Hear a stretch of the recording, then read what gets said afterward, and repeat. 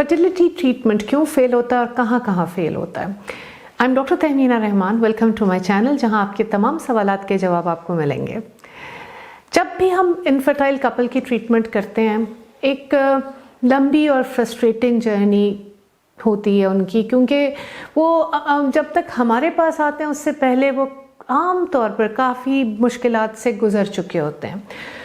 But जब वो हमारे पास आते हैं तो उनका एक नज़रिया होता है कि अब हम बड़े सीनियर डॉक्टर के पास आ गए हैं, मेडिकल साइंस इतनी एडवांस हो चुकी है, तो क्यों नहीं इलाज 100% सक्सेसफुल होता है, ये कहाँ कहाँ फेल होता है। उनको एक बात मैं समझाती हूँ कि मेडिकल साइंस इज़ नॉट 1 + 1 = 2, ठीक है। होता ही है, स्टेप्स हैं डिफरेंट जिन पर फेल हो सकता है। फर्स्ट ये है कि जब हम दवाई देते हैं एग बनाने की, चाहे वो टैबलेट्स हों चाहे इंजेक्शंस हों, पेशेंट का रिस्पॉन्स 100% हमारी प्रिडिक्ट नहीं हम कर सकते कि हम ये दवाई देंगे तो एक अंडा बनेगा, ये इतनी डोज देंगे तो 2 बनेंगे और वो इस साइज़ तक बन जाएंगे। हम दवाई देते हैं और फिर हम भी दुआ करते हैं, फिर हम बुलाते हैं अल्ट्रासाउंड मॉनिटरिंग के लिए, उसमें डिफरेंट डोजेस देते हैं। कोई एग नहीं अच्छा चल रहा उसकी दवा दे दी, कोई ये ऑलराइट हमने देना शुरू कर दिया।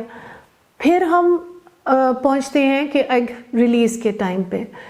अब नॉर्मली अगर हम फर्टिलिटी ट्रीटमेंट कर रहे हैं तो हम इंजेक्शन लगाते हैं और हम फिर दुआ करते हैं कि अंडा रिलीज़ हो जाए।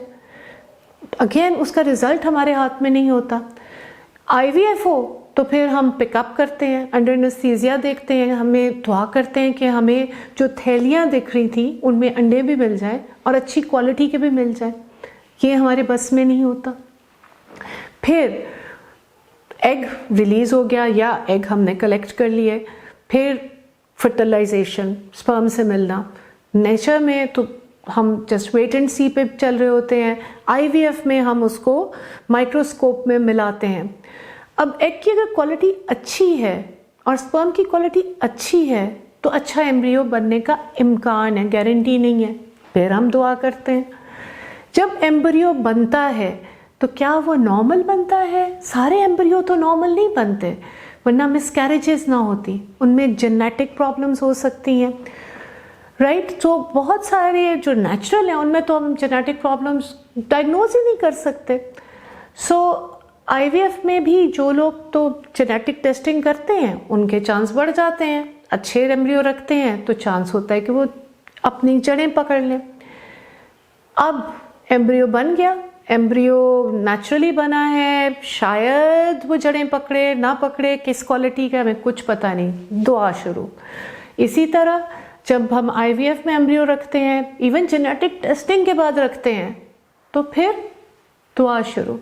हम मैक्सिमम दवाइयाँ सपोर्ट की दे देते हैं, पूरी कोशिश कर लेते हैं कि एम्ब्रियो जड़ें पकड़े, पर अब किस चीज़ का रोल आता है? यूट्रस की लाइनिंग का। क्या वो उसको वेलकम करती है कि नहीं? अब यूट्रस की लाइनिंग का इशू ना हो, नेचुरल में तो हम जानने का तरीका ही नहीं है, IVF में यस उसका भी हम टेस्ट कर सकते हैं। फिर जड़ें पकड़े और वो मजबूती से ना पकड़े, थोड़ा सा प्रेगनेंसी आती है जिसको नेचुरल में हम केमिकल प्रेगनेंसी कहते हैं, वो हार्मोन थोड़ा सा बढ़ता है लेकिन अंदर कुछ नहीं बनता और वो लाइक लेट पीरियड्स या इवन नॉर्मल पीरियड्स की तरह ब्लीडिंग हो जाती है। हमारे बस में नहीं होता इस वक्त कि हम उसका क्या करें। फिर अब हमने सिर्फ ये नहीं कि प्रेग्नेंट पेशेंट का टेस्ट पॉजिटिव आना है, टेस्ट पॉजिटिव आया तो क्या अंदर कितना बनता है? क्या वो सिर्फ थैली बनती है, थैली में बेबी बनता है, बेबी की हार्ट बीट आती है, क्या वो प्रेगनेंसी एक फुल टर्म बेबी तक पहुंचती है, क्या वो एक मदर अपने घर बेबी लेके जाती है? So starting from giving simple medicine to natural का ट्राई करना, IUI इंट्रायूट्राइन इंसेमिनेशन करना, IVF करना और वहाँ से शुरू करके और मदर के घर एक बेबी का लेके जाने तक इतनी जगह मेडिकल साइंस के पास जवाब नहीं है। एंड रियली जब ट्रीटमेंट फेल होती है और कोई ऑब्वियस वजह नहीं आ रही होती तो सिर्फ पेशेंट के लिए डिसअपॉइंटिंग या फ्रस्ट्रेटिंग नहीं होता, हमारे लिए भी बहुत फ्रस्ट्रेटिंग होता है, बिकॉज हमारे पास जो है बस वही है ना, जो अल्लाह ने हमें नॉलेज दिया है बस उतना ही है। So I think I firmly believe कि बहुत सारी दुआएं, बहुत सारी पॉजिटिव थॉट्स, बहुत सारी पॉजिटिव इमेजिंग, पॉजिटिव रीइंफोर्समेंट, आखिर में सब कुछ वहीं पे आता है कि जो अल्लाह चाहे। Thank you. Stay tune to my channel. Thank you. तो हो गया। Subscribe to my channel and subscribe to my channel for loads of new information, और मुझे सोशल मीडिया पे फॉलो करें ताकि आपको हम बहुत सारे सवालों के जवाब देते रहें। Thank you.